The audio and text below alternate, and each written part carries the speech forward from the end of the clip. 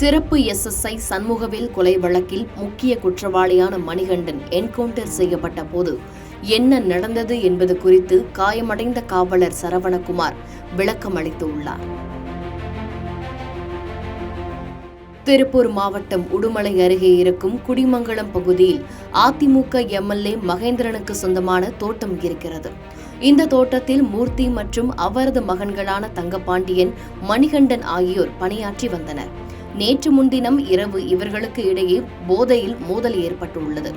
இந்த சம்பவம் குறித்து போலீசாருக்கும் தகவல் கொடுக்கப்பட்டது.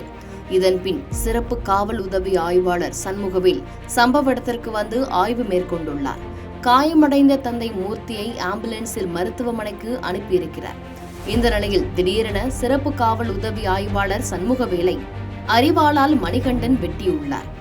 இதனால் சம்பவ இடத்திலேயே சண்முகவேல் உயிரிழந்தார். இதன்பின் தகவல் அறிந்த போலீசார் சம்பவ இடத்திற்கு வருவதற்குள் 3 பேரும் தப்பி சென்றனர். இவர்களை பிடிக்க 5 தனிப்படைகள் அமைக்கப்பட்டன. தொடர்ந்து மூர்த்தி மற்றும் தங்கபாண்டியன் இருவரும் திருப்பூர் மாநகர காவல் ஆணையர் அலுவலகத்தில் சரணடைந்தனர்.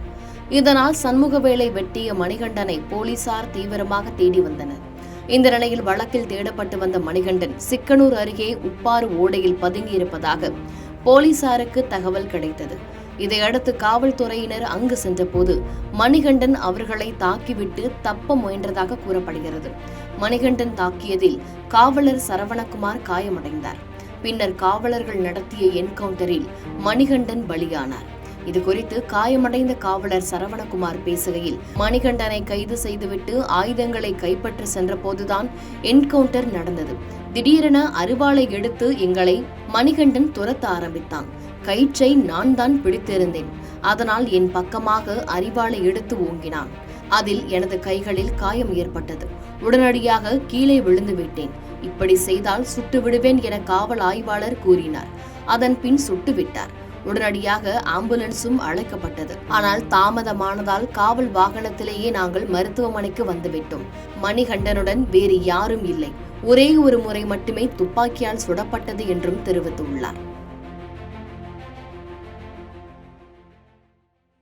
செய்திகளை உடனுக்குடன் தெரிந்து கொள்ள கீழ்கண்ட கேபிள் மற்றும் DTH நெட்வொர்க்குகளில் எம்நாடு செய்தி தொலைக்காட்சியை காணுங்கள்.